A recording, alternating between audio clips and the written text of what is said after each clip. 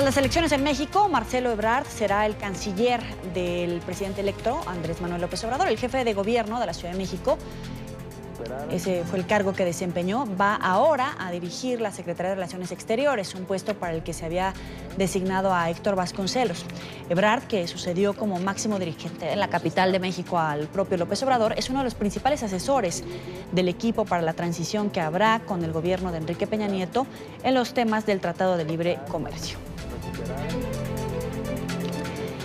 En Ciudad de México saludamos a Álvaro Ramírez, analista político, especialista en opinión pública. Gracias por estar con nosotros. Bienvenido.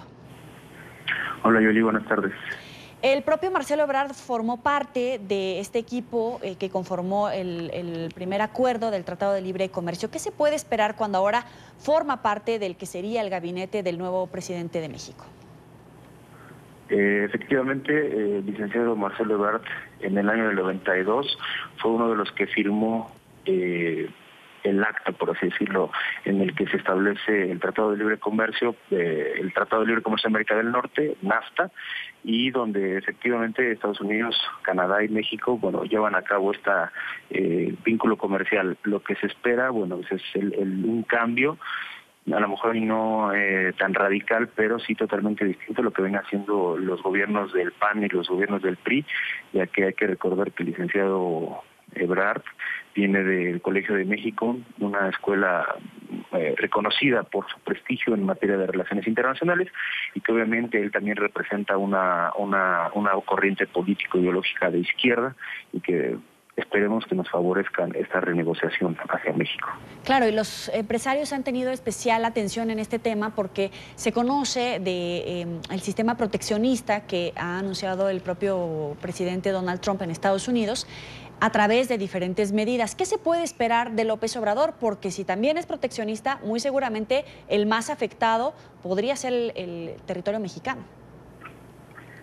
Bueno, ahí sería ver esa correlación de fuerzas que Marcelo puede hacer, porque al final del día esa lucha o esos acuerdos probablemente no nos vayan probablemente nos favorezcan, no nos favorezcan, pero yo lo que se está viendo es que vamos por una mayor integración comercial hacia otros países, hacia Europa, América Latina, por lo que, no es que nos arriesguemos a perder un gran aliado comercial como Estados Unidos cuando tenemos una puerta abierta ahora con Canadá, y que toda la industria que podemos seguir desarrollando hacia América Latina, Colombia, por ejemplo, Argentina, Brasil y Europa, pues nos van a seguir fortaleciendo. Lo que podamos perder en uno lo vamos a poder recuperar en otro, por precisamente esa visión que tiene este gobierno, que es menos, por así decirlo, arrodillada en comparación con la administración de Peña Nieto, lo que fue la administración de Calderón y no se diga Vicente Fox.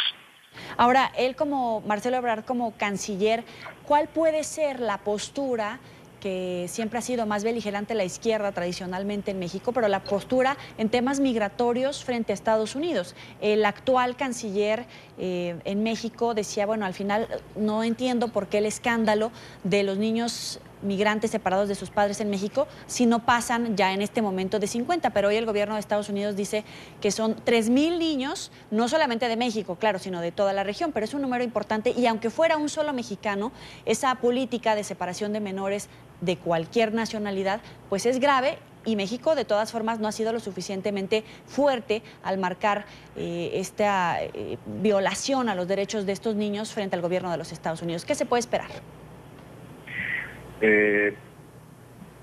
Como sea un gobierno de izquierda, esperamos que sea una postura muchísimo más a favor de los derechos humanos de cualquier tipo de nacionalidad, ¿no? No importa, sin importar la nacionalidad, lo que tiene que prevalecer es el respeto a los derechos humanos.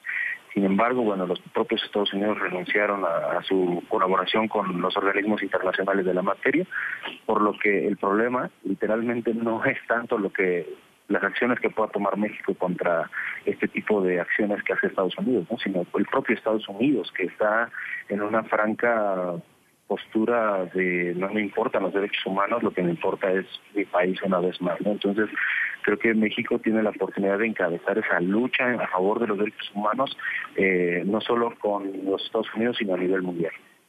Ahora, en México, los medios de comunicación han leído como un destape de Marcelo Ebrard como el próximo candidato a la presidencia, tratando de dar una idea de que la izquierda, por lo menos la de Morena, va a tratar de darle una secuencia, una continuidad al gobierno, no solamente en estos 6 años, sino posterior al gobierno de López Obrador. ¿Qué se puede esperar en este momento? ¿Una izquierda transformadora que no necesariamente pueda ya echar atrás, por ejemplo, si vuelve a ganar el PRI o el PAN, o la izquierda de Morena se puede dejar llevar por el poder? Creo que esa es precisamente la pregunta que está en el aire en México. En el año 2000, Vicente Fox rompió con 70, 80 años de gobiernos priistas, y bueno, hoy Andrés Manuel rompe con 6 años apenas, con 2 sexenios, panistas, un sexenio priista, y arrasa con 30 millones de votos a favor de él contra los 15 millones, 20 millones que habían logrado conseguir sus predecesores. Y bueno, ahora el tema es la reforma al Estado. La agenda de Andrés Manuel López Obrador y de todo el partido en sí debe estar enfocada hacia esa modificación del régimen constitucional que tenemos, que precisamente es donde está anidado el poder político de lo que fue el PRI.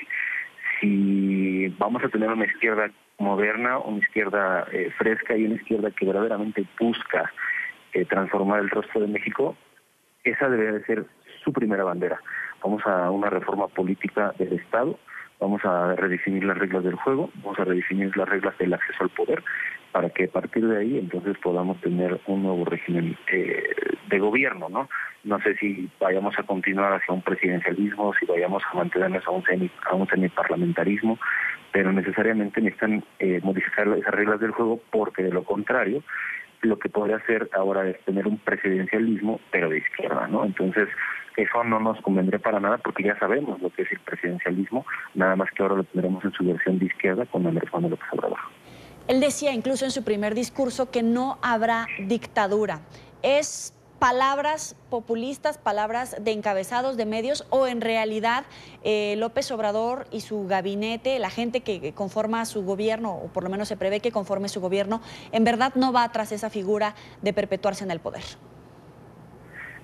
Yo creo que lo complicado va a estar a partir, sí, o sea, él asume el cargo del 1 de diciembre, ¿de acuerdo?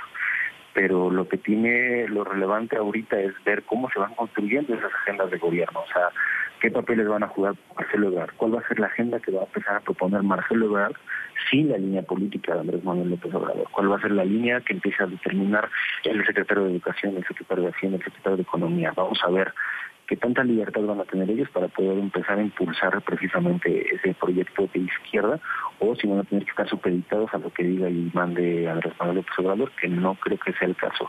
Sin embargo, a partir de este momento, esta siguiente semana, ya tenemos que empezar a ver cómo se van a mover, cuál va a ser la agenda legislativa de cada secretario, por dónde van a buscar ellos incidir precisamente en el cambio nacional, cuál va a ser la postura de Andrés Manuel, por ejemplo, en torno a la legalización de la marihuana que está proponiendo la propuesta a la secretaria de Gobernación, la ex ministra Olga Sánchez Cordero.